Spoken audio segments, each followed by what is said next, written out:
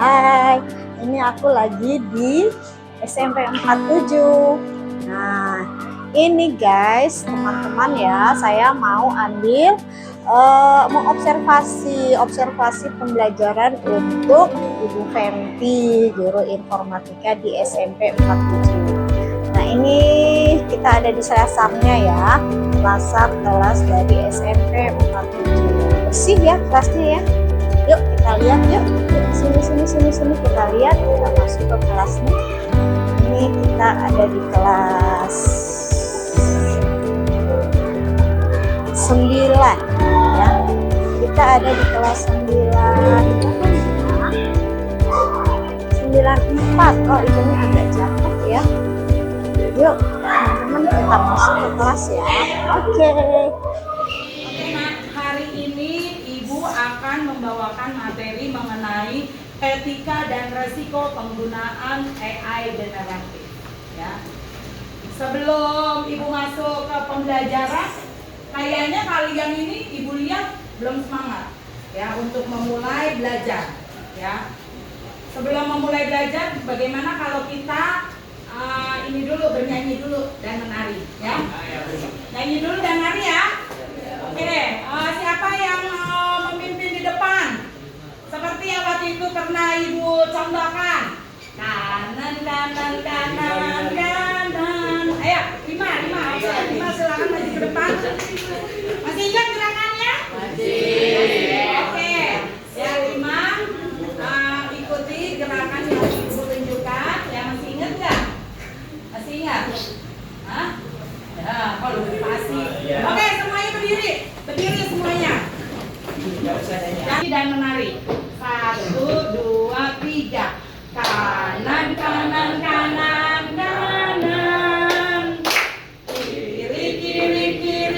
Kiri. Ke kanan, ke kiri, ke kanan, ke kiri. Jongkok lalu melompat.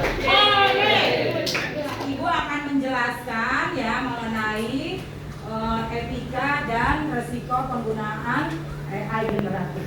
Silakan kalian perhatikan ke depan ya, tidak ada yang ngobrol. Menerapkan etika dan resiko penggunaan kecerdasan artifisial generatif ya.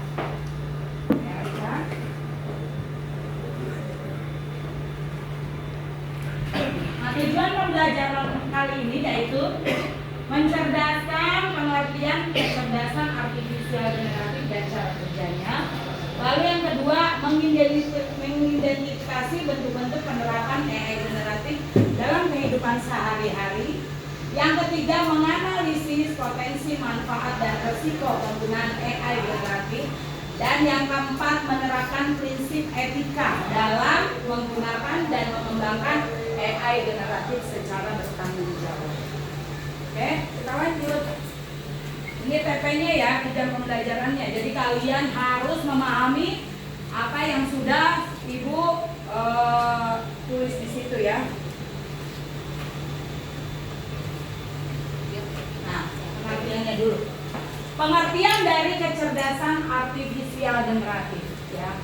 Kecerdasan artifisial atau yang sering kita sebutkan AI ya, adalah teknologi yang dapat menghasilkan konten-konten seperti teks, gambar ya, kemudian ada video, suara ataupun kode dari program berdasarkan data yang telah dipelajari sebelumnya. Nah, contoh AI generatif yang sering kita pergunakan adalah ChatGPT. Kemudian ada juga penggunaan Canva AI, lalu ada juga Synthesia untuk bentuknya video, dan Suno AI yang untuk berbentuk musik. Jadi konten itu konten yang kita pergunakan sehari-hari, baik itu teks, gambar, video maupun suara, itu banyak yang kita gunakan menggunakan AI. Nah, apa sih resiko dan apa sih etikanya dalam penggunaan AI itu? Silakan kalian simak setelah ini ya. Nah, sekarang kita lihat apa sih manfaat AI itu dalam kehidupan sehari-hari. Makanya kita menggunakannya untuk mempermudah pekerjaan kita. Yang pertama, manfaatnya dalam bidang pendidikan ya. Kita bisa belajar secara personal atau belajar sendiri dengan menggunakan AI. Kemudian AI juga merupakan asisten belajar virtual. Ya, jadi kita bisa belajar dan AI itu sebagai asisten kita supaya kita mudah dalam belajarnya.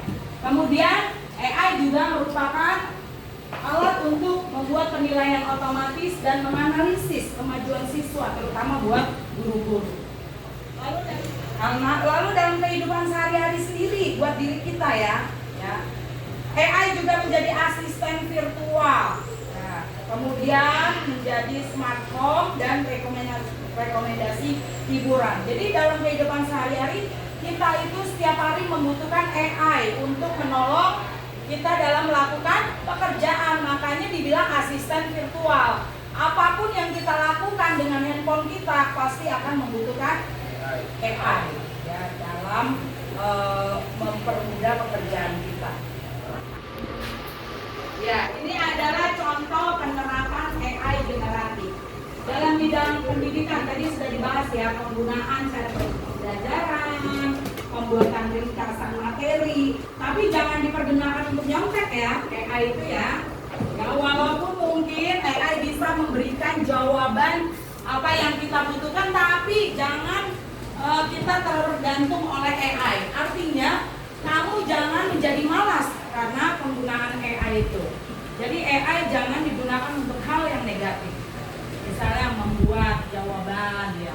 Memang bisa ya. AI yang bisa memberikan jawaban apa yang kita butuhkan, tapi kamu jangan menjadikan AI sebagai alat untuk berbuat kecurangan.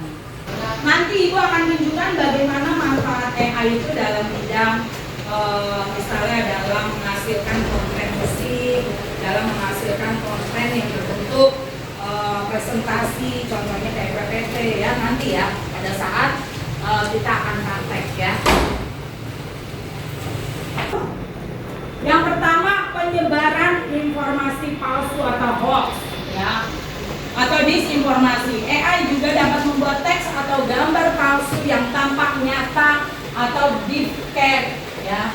Deepfake dampaknya menyesatkan publik dan merusak reputasi seseorang ya. Jadi AI itu dapat membuat gambar, video seakan-akan asli padahal deepfake alias palsu.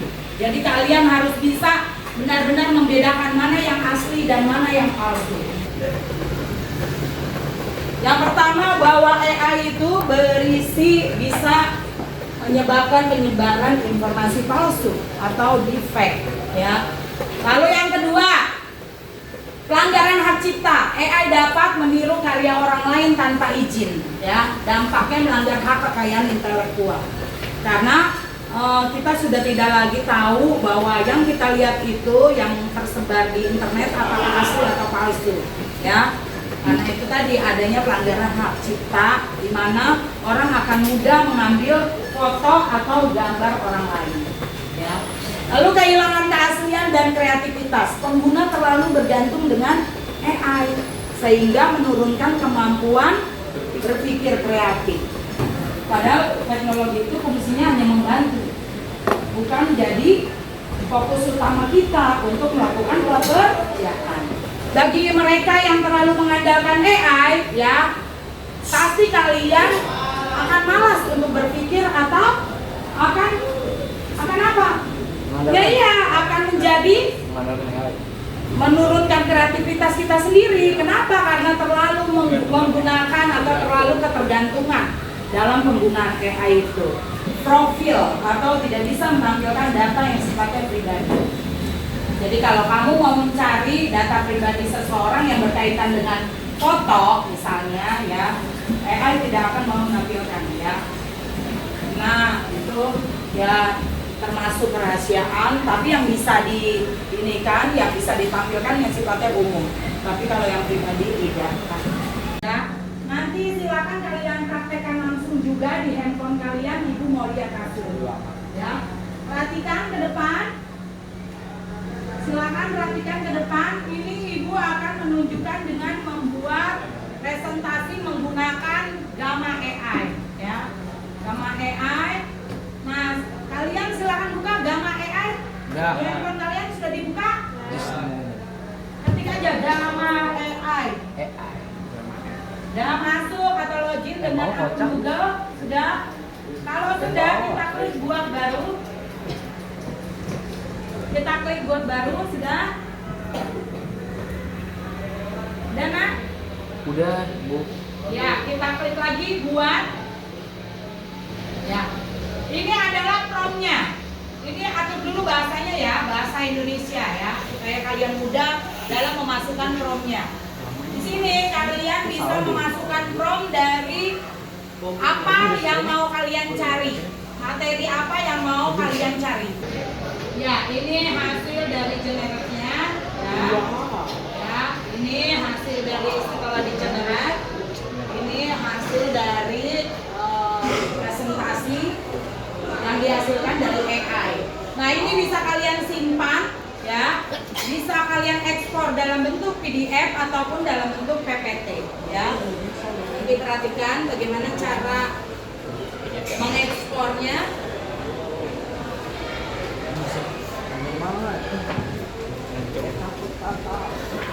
Ya, ya.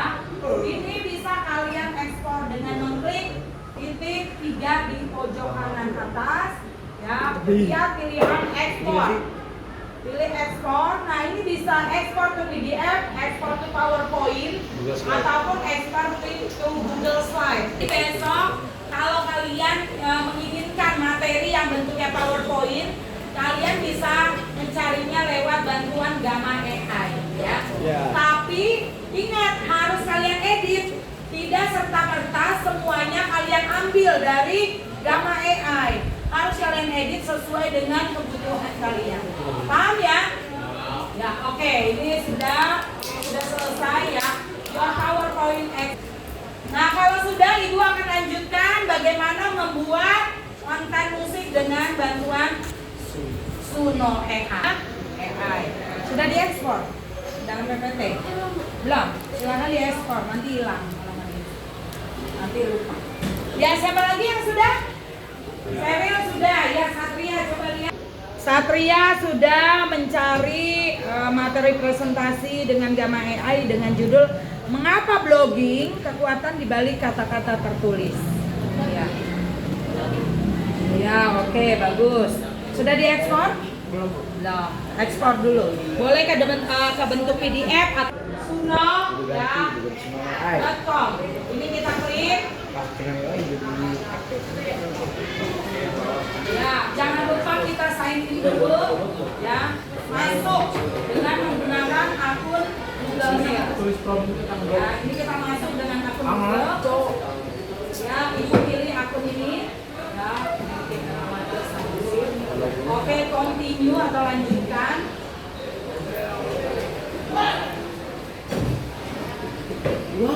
Ayo nak, sambil dicoba, kalian juga sambil mencoba ya di handphone kalian. Nah, ini sudah keluar, ini berandanya atau tampilan selesai ya. Ini kita skip aja. Bensin dan bayangan. Bensin dan Nakrit. Oke, ini sudah diklik ya. Kalau dia keren banget cuman ya Allah. Nah, ini judulnya sudah keluar, hari baru dan hari merdeka. Iya. Kita klik ya. Nah, ini sudah keluar ya, hari baru dan ya sudah hari merdeka. Itu pagi semalam kita. Ini bisa disetel ya.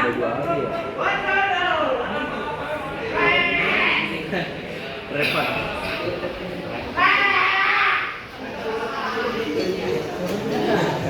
Repot. Hah? Repot. Ya, jadi ini hasilnya setelah kita ambil ya hasilnya dari Suno AI.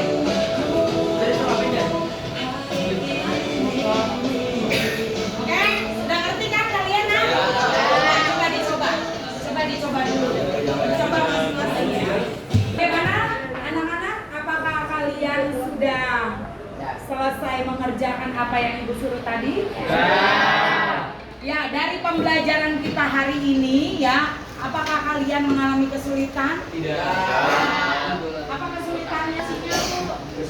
Kesulitannya menentukan Bayar Bu. Oh, kesulitannya menentukan mana yang buatan manusia dan mana yang kita juga tidak bisa menggunakan AI dengan maksimal. Ya, terutama untuk para pelajar. Mungkin kalian kesulitan dalam menggunakan AI yang gratis karena rata-rata AI itu berbayar. Dan kalau sudah berapa kali digunakan maka limitnya habis ya. Terus kalian juga harus bisa bagaimana membedakan antara buatan mesin dengan buatan manusia. Nah, lalu juga dalam penggunaan AI juga kalian harus memiliki etika dalam penggunaannya. Ya, etikanya bagaimana? Seperti yang tadi sudah Ibu sampaikan, kalian jangan mudah menyebarkan menyebarkan hoax yang berupa konten gambar ataupun konten tulisan yang sifatnya buatan dari mesin. Jadi harus ditelaah dulu, diteliti dulu apakah itu memang benar-benar atau itu hanya hoax atau buatan mesin. Oke anak-anak, pembelajaran kita hari ini telah selesai. Ada yang ingin ditanyakan sebelum Ibu tutup? Tidak? Ya. Ibu mohon maaf apabila dalam pembelajaran kita hari ini ya mungkin ada yang kalian kurang puas dalam Ibu menyampaikan materi ya. Nanti bisa kita perbaiki di pertemuan berikutnya. Akhir kata Ibu ucapkan terima kasih atas perhatian kalian. Sampai jumpa minggu depan. Assalamualaikum warahmatullahi wabarakatuh.